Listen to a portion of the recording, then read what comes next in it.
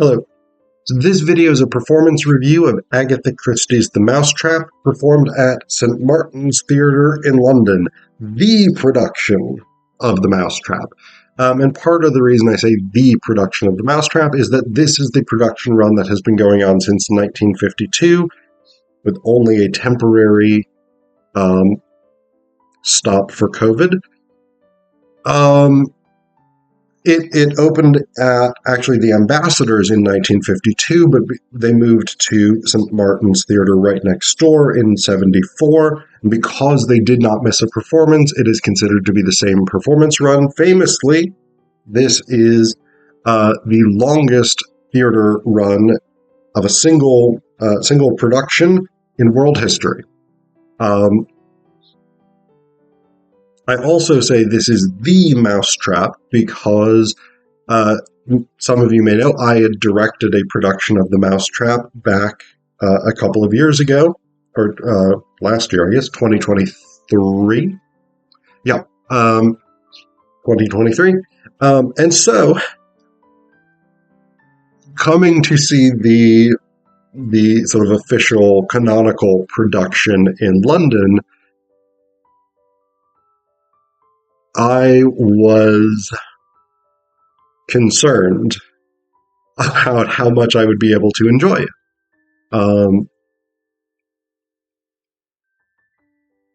I love my actors. I love my production. I think we did an incredibly good job.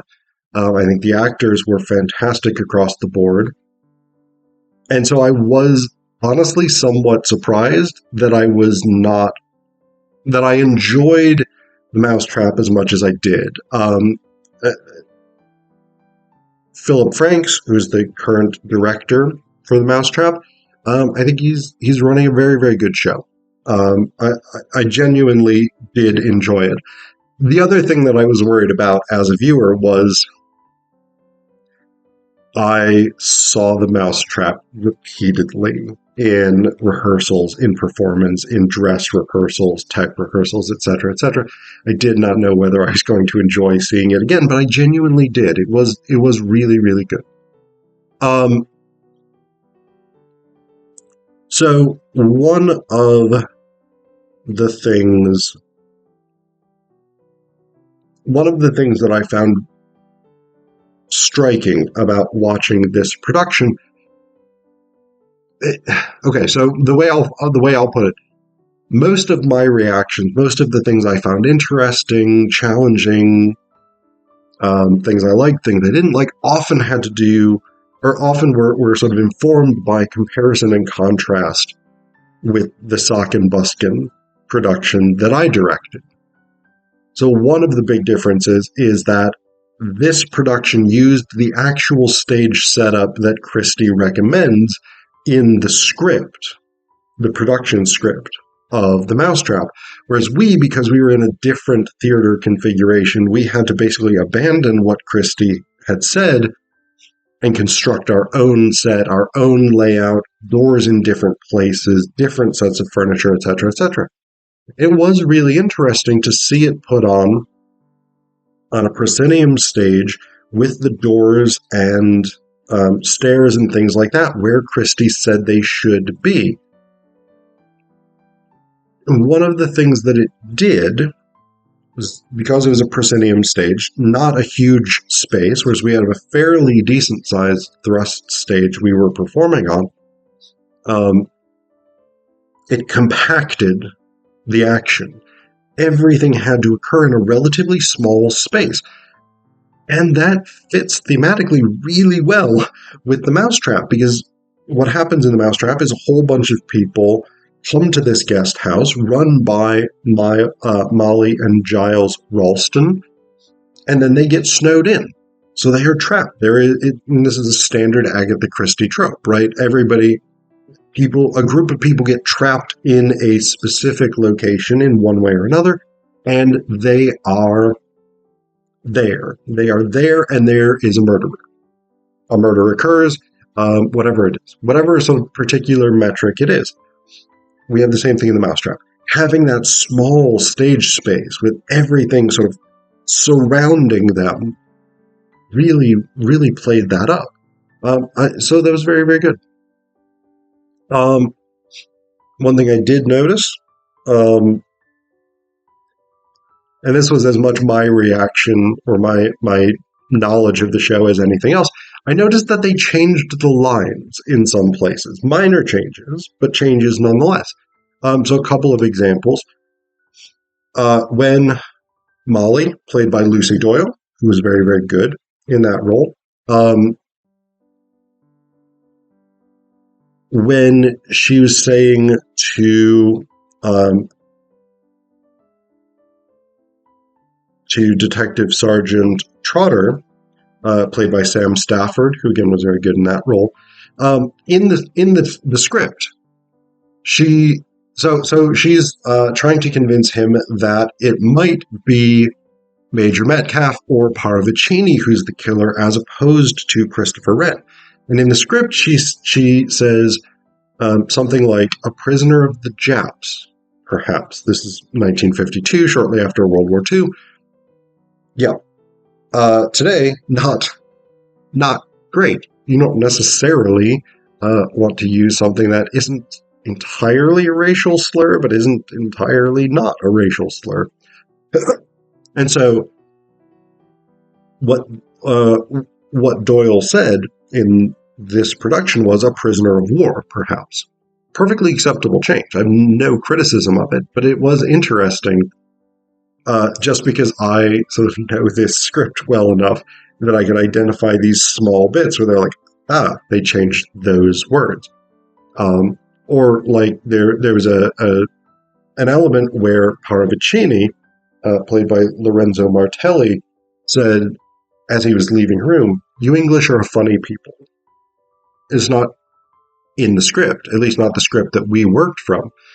And the thing that I would really, really be fascinated to know is, were these changes sort of improvised? Or because that line, "You English are funny people," that feels like something that might be improvised, just sort of ad-libbed, given Paravicini's character. Whereas the decision to remove the word Japs, that feels like it might be something made at a sort of production level, where the creative directors or the director, the cast as a group, whatever it is, kind of said, yeah, we don't feel 100% comfortable with this, so let's decide to remove it. I'd be really fascinated to know what sort of the decision-making process is with that. And part of the reason I think there might be an element of ad-libbing is, if this is your job, is just to play this one role night after night after night after night, it's got to get somewhat boring, you would think, right? I mean, I'm sure that they love doing it. And I don't have any sort of frame of reference for this, right? Because I've never been a professional actor who has had one long-term role. And this is, again, long-term roles. This production has been going since 1952. These are not the original actors, very obviously, but it's going to continue going for the foreseeable future. And so my guess is that these actors stay in the roles for a good long chunk of time. And if you're playing, again, the same part over and over and over every night, it seems like it risks getting boring. And so I'd be really fascinated to know whether or not there is a degree of ad-libbing that they allow just to sort of keep things fresh for themselves. I don't know. The other scene that I was really interested in, and this is a minor thing, and again, this is a very personal reaction, there's a bit that we in our production had trouble figuring out what to make of it and how to play it. And that's the bit where Miss Casewell, in this case played by Alicia Rowe, seems to have identified Trotter as her brother. Hashtag spoilers, I guess. She seems to have identified Trotter. And she has this sort of weird momentary breakdown where she collapses and says something to the effect of, "Oh God, I wish I had never come." It is uncharacteristic of Casewell for the rest of the show. Throughout the rest of the show, she is self-confident, she is disdainful, she is witty, she is not a character who's going to have a breakdown. And so it is a very odd scene. And our actor who played that role, Haley Lebron, she did a great job with it. I actually think, to be honest, it felt more natural when Haley played that breakdown than when Roe did. With Roe, it was very sort of awkward. It felt like it came out of nowhere, and I didn't understand it as an organic part of the character in the way that I understood it when Haley played it. And again, that may come down to Haley and I worked on it pretty extensively to figure out what was going on, what they were going to do with that breakdown, etc.